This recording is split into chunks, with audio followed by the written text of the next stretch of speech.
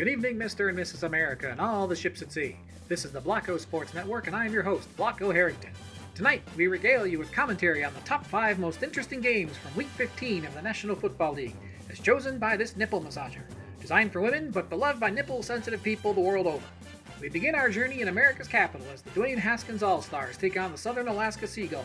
The early season hue and cry from the Seattle faithful was to allow quarterback Russell Wilson to concoct culinary delights. While early returns proved promising, mid-season results harvested a nasty bout of food poisoning more than wins. Thusly chastened, Seattle head coach, nonagenarian star of the 1985 Ron Howard overly sentimental film Cocoon, Pete Carroll determined that Russell's place is not in the kitchen.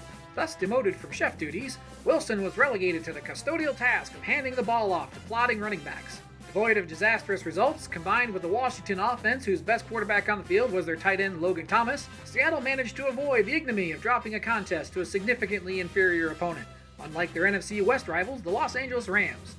Speaking of the Rams, we can only surmise that Los Angeles quarterback Jared Goff, the athletic equivalent of a tastefully minimalist Scandinavian bookcase, is a quantum computing device, so given to binary extremes of proficiency and calamity as he often is. Much like an infamous box Teutonic feline, Goff's results are only capable of being determined upon observation. The capacity to predict his competency still eludes the skills of modern science, as well as those of his handsome head coach and offensive wonder boy Sean McVay. Lest we bury the lead in this recounting of stunning outcomes, we turn our attention to the ruinous competitive fires that burn among the New Jersey Jets.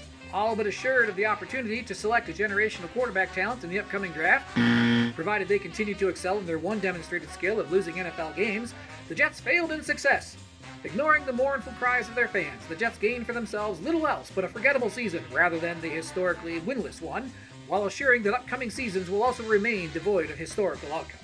When it comes to success and failure, few franchises hold a candle to the preternaturally incompetent Atlanta Falcons. Ladies and gentlemen of the audience, if you desire a lodestar of capitulation, I surmise you can do no better than our woe-begone friends from the Deep South. Despite their early lead and advantageous position, the boys from Georgia saw their prospects for victory burned to ash by the traveling convalescent home from Tampa. Much like General Sherman 166 years prior, senior citizen and adult incontinence product spokesman Tom Brady and his ragtag collection of misfits, cast-offs, and recycled body parts took torch to the 17-point lead built up by the Falcons. Grinding down the will of their opponents, the Buccaneers scoured the rolling hills of central Georgia on their way to victory as they vanquished their foes.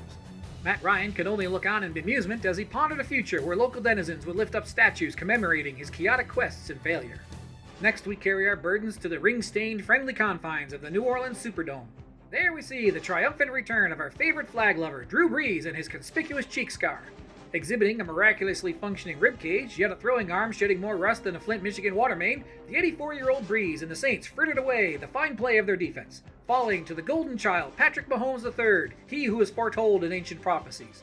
Under penalty of death, I am compelled to proclaim, all hail the holy ketchup lover. We can be ruled by no other king.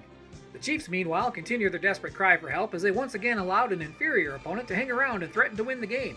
This self-destructive behavior is clearly a plea for attention. Don't hurt yourselves, Kansas City. Your life is worth living. Get some help before it's too late. Help is one thing that is not coming for the Patriots of New England. Like their gun-toting, conspiracy-riddled namesake fellow countrymen, the Patriots are equally flaccid in their efforts to overturn the results of 2020.